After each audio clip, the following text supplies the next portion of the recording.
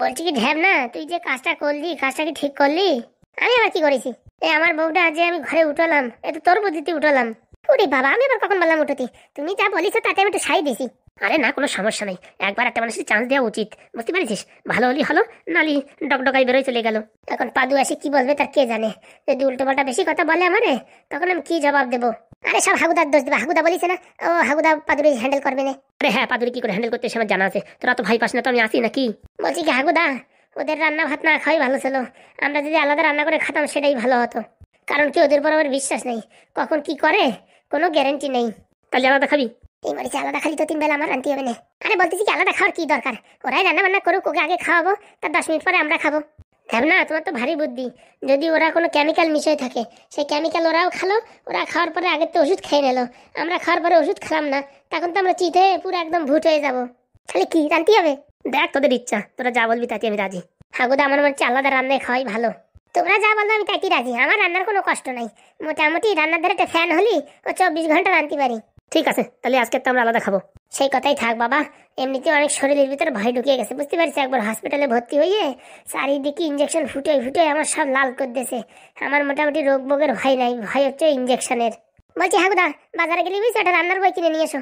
এমনি তো মোটামুটি পারি, আর খালি সময় রান্নার বই পড়িয়ে একটু রান্না শিখে নেবানি, বুঝতে পারছো? আর বাংলায় আনো কিন্তু, আবার ইংলিশ হিন্দিতে আনি না, তাহলে আমার দাঁত ভেঙে যাবে না। আরে বই লাগে নাকি, ইউটিউবে সার্চিং করলে পারে চলে আসে। শোনো, ইউটিউব দেখে আমি রাঁধতে পারবো না, বুঝতে পারিছো? ওতে বলে একটা আর লাগায় আর একটা, রান্নার পরে দেখায় আর একটা, বুঝতে পারিছো?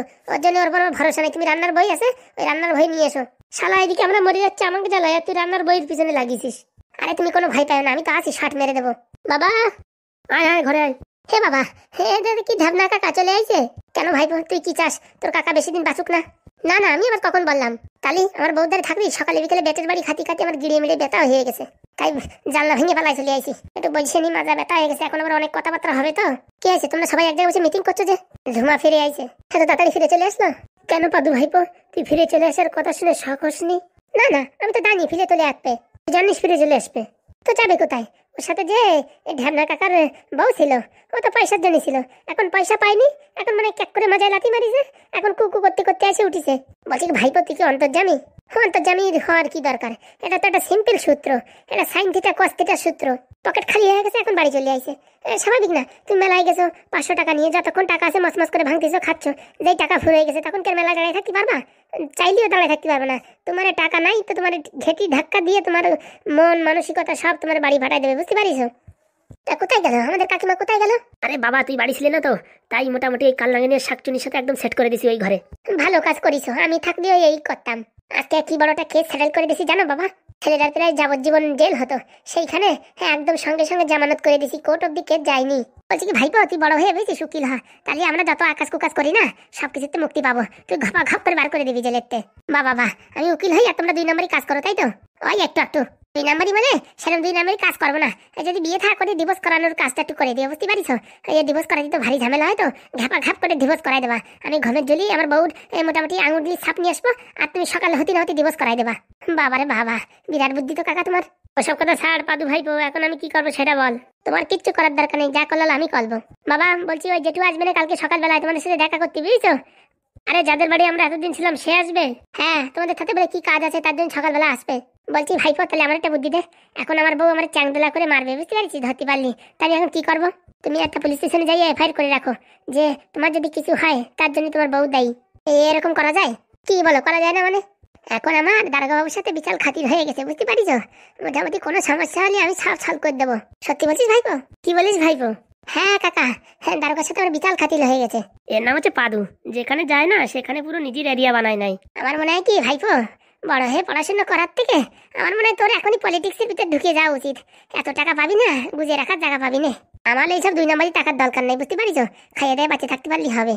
সত্যি ভাইপো, তোর মতন সৎ মানুষ আমি জীবনে দেখিনি।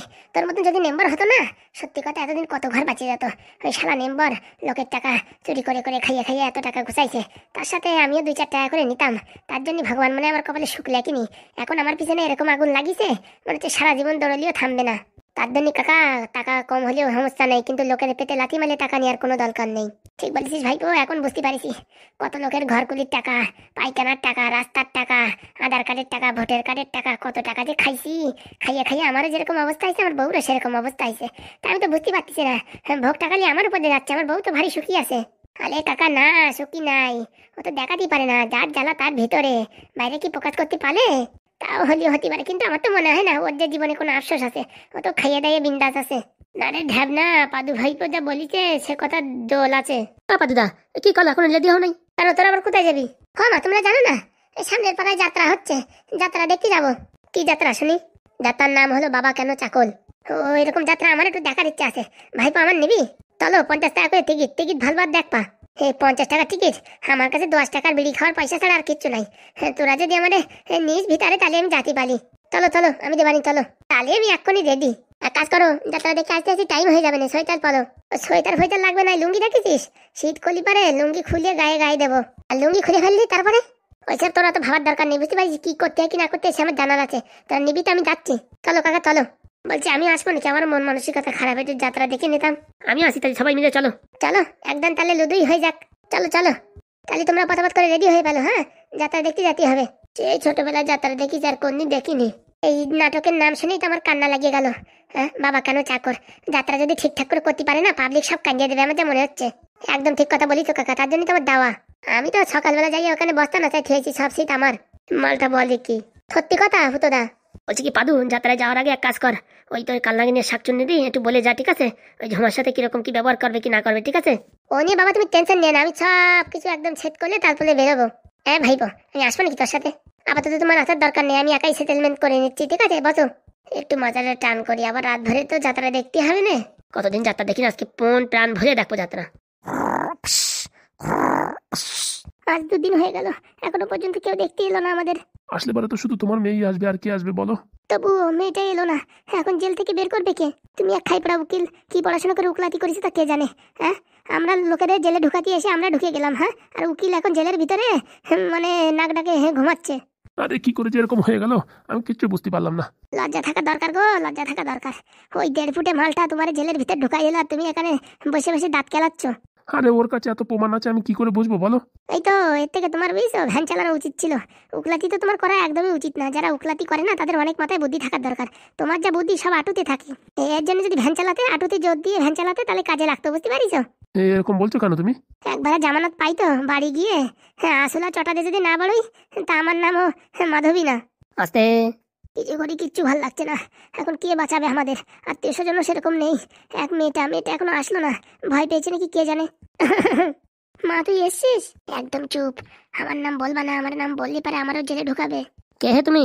আমি এনাদের একটা দুঃসম্পর্কের ভাগ্নি হই, তাই শুনলাম ইন্দা জেলে আছে, তাই দেখতে আসছি।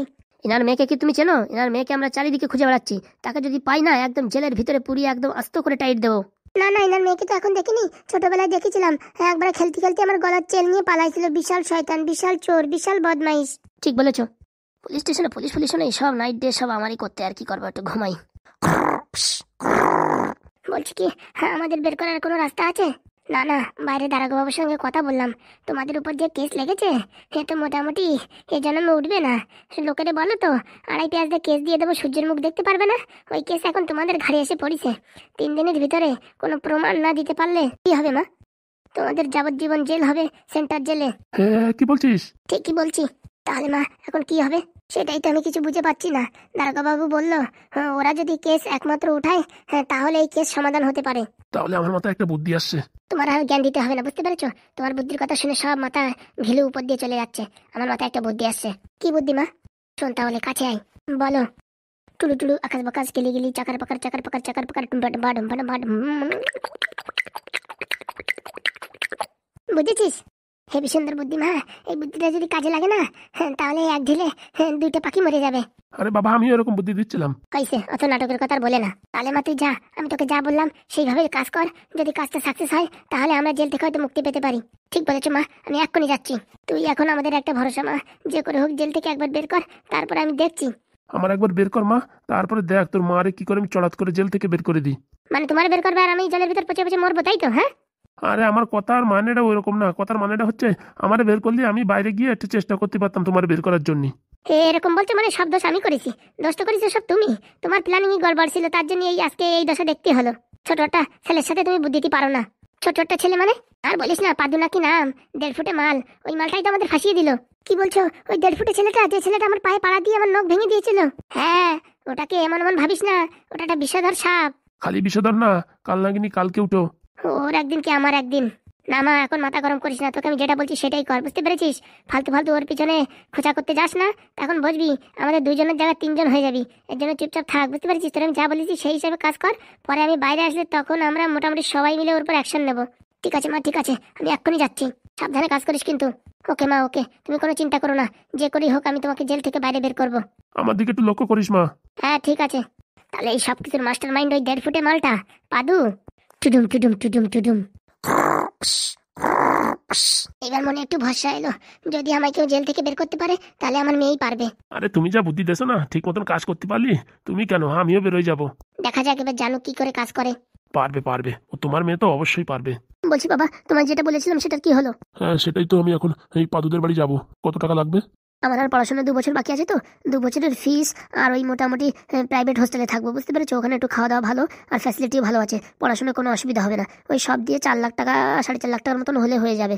দেখি ফুটো হাগু কি বলে, তখন তো দিয়েছিল, এখন আবার টাকা দেবে কিনা কে জানে। তুমি একটু ভালো করে বুঝিও বাবা, আর তার বিনিময়ে ওই ঘরগুলো ওদের আবার দিয়ে দিও। এখন তো তোমরা এখানে থাকবে, তো ঘরেরও দরকার নেই, এই ঘরেই হয়ে যাবে। আর আমিও তো এখন বিয়ে থা করছি না, এই ঘর আমার মোটামুটি এখন লাগবেও না। ঠিক আছে, বুঝে শুনে বলিস কিন্তু, পরে আবার বারবার ওদের সাথে হকনক করা যাবে না কিন্তু, বুঝতে পেরেছিস? ওরা খুব ভালো মানুষ। হ্যাঁ বাবা, আমি এখন ঠিক করে নিয়েছি, আমি এখন পড়াশোনা করব। এখন কোনো বিয়ে থাকা কোনো ফাজলামি না। ভালো চাকরি পাওয়ার পরে 4-5 বছর পরে গিয়ে বিয়ে করব। ঠিক আছে, তাহলে আমি ফুটোদের বাড়ি যাচ্ছি। হ্যাঁ, তোর মা আসলে বলে দিস। আর আসতে একটু দেরি হতে পারে, হ্যাঁ বলে দিস। ঠিক আছে বাবা, তুমি কোনো টেনশন করো না। দুকা দুকা কাজটা যেন হয়ে যায়।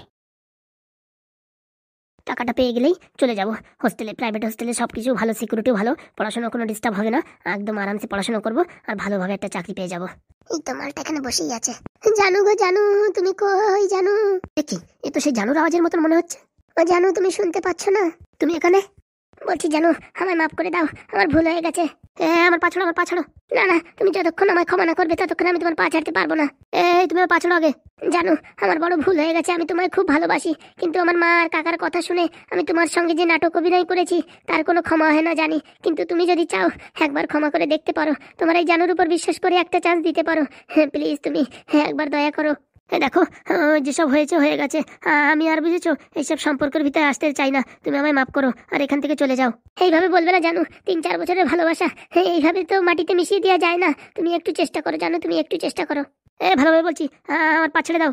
আমি তোমার পা ছাড়বো না। তুমি ক্ষমা না করলে আমি তোমার পা এইভাবে ধরে বসে থাকবো সারা জীবন। কি বললি হারামজাদি? আরেকবার বল। মা, বাঁচাও মা। বলছি কাকিমা, আমার ভুল হয়ে গেছে, আমায় একটু ক্ষমা করে দিন। হারামজাদি, আমার ছেলের নামে অপবাদ দিয়েছিস, আবার বলছি ক্ষমা করে দিন। আপনি যত ইচ্ছা মারেন, কিন্তু আমায় ক্ষমা করে দিন। মা, শুধু শুধু মেরো না, তারপরে কি নাকি ভঙ্গি ধরবে, তারপর আরেক জ্বালা। ভালোভাবে বলছি, আমার বাড়ি থেকে বেরিয়ে যা। কাকিমা, একটা সুযোগ দেন আপনার বৌমা হওয়ার জন্য। আমার ছেলের বৌমার হওয়ার তোর কোনো যোগ্যতা নেই, বুঝতে পেরেছিস? তোর উপর অনেক বিশ্বাস করেছিলাম, তুই প্রথম দিন যা করেছিস, তারপরেও তোর উপর সেকেন্ডবার বিশ্বাস করে আমার ছেলেকে তোর সঙ্গে পাঠিয়েছি, আর তুই ওখানে নিয়ে গিয়ে আমার ছেলের নামে অপবাদ দিয়েছিস, এত বড় শয়তানি বজ্জাতি করেছিস। ও তো পাদু না থাকলে আজকে আমার ছেলে জেলে বসে বসে পচতো, তখন তো তোর হাসতিস রে। হ্যাঁ হারামজাদি, আর এখন নিজের মারে আর নিজের কি কাকা না কি হয় তাকে ধরেছে, এর জন্য এখন বাড়ি আসছিস নাটক মারাতে? হ্যাঁ না গো, আমি তার জন্য আসিনি। ওরা যা করে করুক, তাতে আমার দেখার দরকার নেই। আমি শুধু আমার জানুকে চাই। আমার কারোর দরকার নেই। আমি 3 দিন জেলে ছিলাম, আমার সব শিক্ষা হয়ে গেছে, আমার কারোর দরকার নেই। এইভাবে আমায় তাড়িয়ে দেবে না জানু। একবার সুযোগ দাও, একবার। তোর কোনো সুযোগ নাই, তুই এখনই এখান থেকে বেরোয় জানাই, তুই স্কেল দিয়ে বাড়ি তোর মাথা ফাটাই দেবো। আপনি যদি চান মাথা কেন আমার হাত পা সব ভেঙে দিন, তাও ভালো।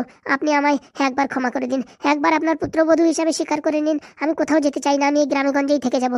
আমার এখনই আজকেই বিয়ে দিয়ে দিন। না না না না, আমি এখন বিয়ে করবো না। মাথা খারাপ নাকি? এখন বিয়ে করে আমার জীবনটা কি নষ্ট করবো? এই সময় বিয়ে করলে পড়াশোনা সব চাঙিয়ে উঠবে, আর সারা জীবন এই সেন্টারিং কাজ করে আমার জীবন চালাতে হবে। জানো, তোমার জানুর জন্য তুমি এখন বিয়ে করতে পারবে না। সারা জীবন নয় তুমি সেন্টারিং কাজ করবে, আমি তোমার ইট বয়ে দেবো, বালি বয়ে দেবো, সিমেন্ট বয়ে দেবো, তুমি মিস্ত্রি হবে, আমি তোমার লেবার হবো। বাবা ভা, কত সুন্দর কথা। আমার ছেলের এতদিন পড়াইছি, আমার ছেলে মিস্ত্রি হবে, তুই লেবার হবি? আমার মিস্ত্রি লেবার হওয়ার দরকার নেই। তুমি আমার আগুন, আমি তোমার সিলিন্ডার, এইভাবে তুমি আমায় তাড়িয়ে দিও না জানু। তুমি গাছের উনুন, আমি উনুনের চুলি।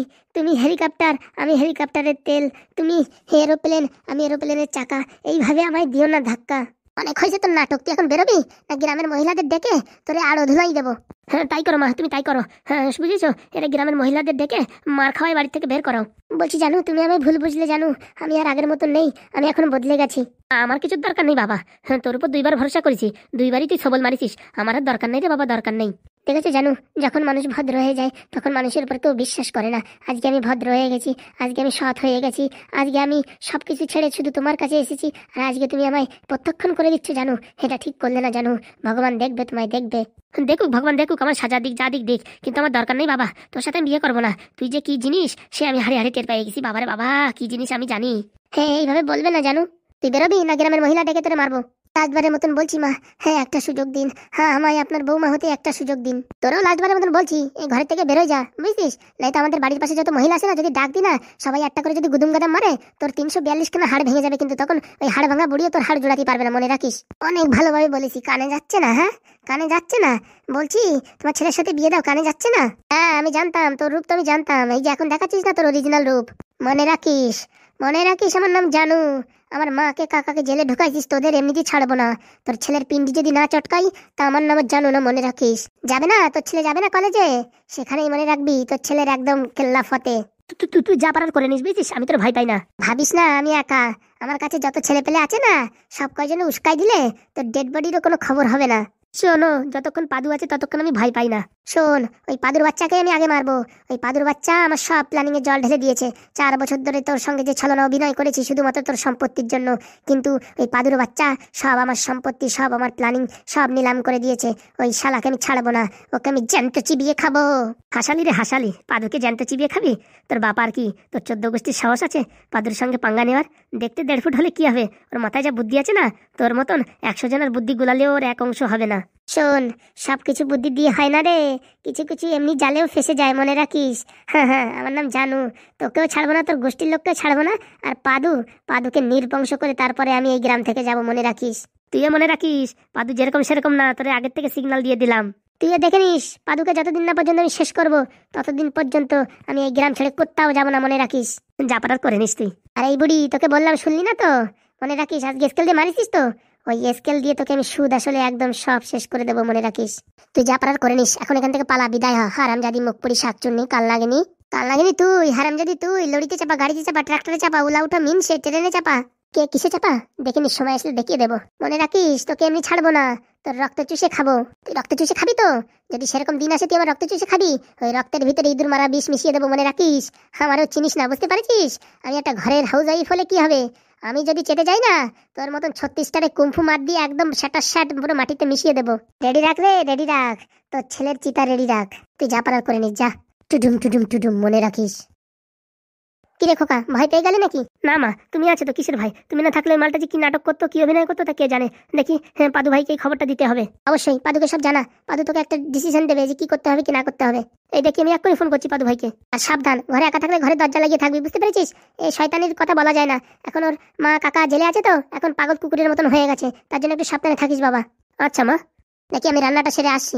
শয়তানি আমার ছেলেকে মারবে, কত বড় সাহস। বেঁচে গেছি আজকে, ভবের বাচ্চা বেঁচে গেছি। পাদু ভাইয়ের কথা না শুনলে পারে, আজকে আমি জেলের ভিতরে আটা চাক্কির কাজ করতাম, হ্যাঁ গম পেশাই করতাম, বাথরুম পরিষ্কার করতাম, জীবনটা পুরো নিজের হাতে ছিনিমিনি করে দিতাম। সত্যি পাদুদা তুমি ভগবান, পাদু ভাই তুমি ভগবান, তুমি এসেছো আমাকে বাঁচাতে কত দূর দূরান্ত থেকে, তাই তোমায় জানাই আমি শত শত প্রণাম। পাদু ভাই তোমায় জানাই আমি শত শত প্রণাম। জয় পাদু ভাইয়ের জয়। এখন আমি কি করব? খবরদার দিদি বলবি না, বুঝতে পারিস? তাহলে কি বলবো? তোর কিচ্ছু বলার দরকার নেই, বুঝতে পারিস? এতদিন তুই উল্টো পাল্টা বলে আসিস আমার নামে, ফুটোর নামে, আর এখন দিদি বলছিস। এখন বিপদে পড়িস না, একজন দিদি বলতিছে। বলছি এখন কি কাজ করব? ওই সব থালা বাসন ভালো করে ধুয়ে দিয়ে মুছে মুছে রাখ। আর যে তরি তরকারি আছে এখান থেকে লঙ্কা ফঙ্কা, এই ভেন্ডি ফেন্ডি যা যা আছে, টমেটো ফমেটো সব আলাদা করে করে রাখ, বুঝতে পারছিস? তারপরে ঘর ফর সব জায়গা পরিষ্কার করবি, কোথাও যেন একটু নোংরা না থাকে। নিচের এই যে সান ফান আছে না, সব মুছবি। আচ্ছা, সব কাজ করার পর 2 কাপ 3 কাপ কফি বানাবি। 3 কাপ কফি বানায় প্রথম তোরে 1 কাপ খাওয়াবো, তারপরে আমরা 2 কাপ খাবো। যাই রান্না করবি যাই করবি আগে তোর খাতি হবে, বুঝতে পারিস? আর আমরা দেবো, তোর ইচ্ছা মতন তুই নিতে পারবি না, কারণ কি তোর উপর বিশ্বাস করাতে গেলে অনেক সময় লাগবে, বুঝতে পারিস? যেরকম দিদি তোমরা বলো সেরকমই হবে। আমরা এখন টিভিতে একটু সিরিয়াল দেখছি, বুঝতে পারছিস? পটাপট করে সব কাজ বাজ করে চলে আয়। হ্যাঁ আচ্ছা দিদি, চলো দিদি, চল। সব হচ্ছে সময়।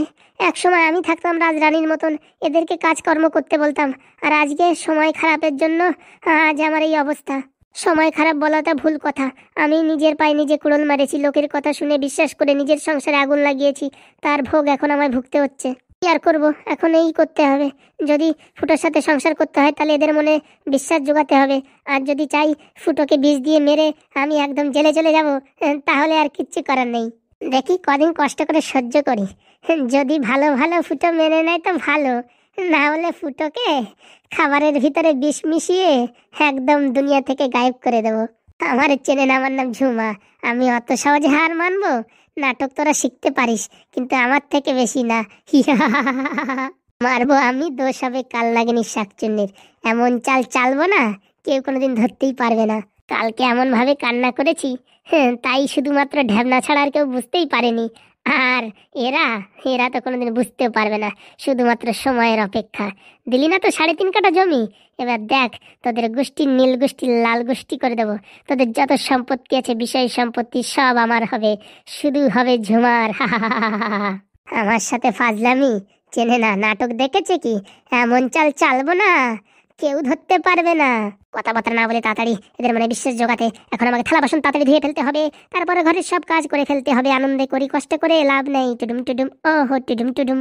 ও ফুটো তোর ফুটো বন্ধ করে দেব, মনে রাখিস, ও হো মনে রাখিস। আমি তো চেয়েছিলাম শুধু এই বাড়ি আশ্রয় পাওয়ার জন্য, পেয়ে গেছি।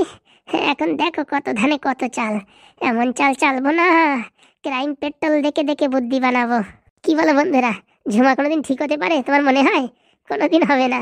মরা অবধি আমি শয়তানি করেই যাব। আমি যদি শয়তানি না করে ভদ্র হয়ে যাই, তাহলে এই পৃথিবীটা চলবে কি করে?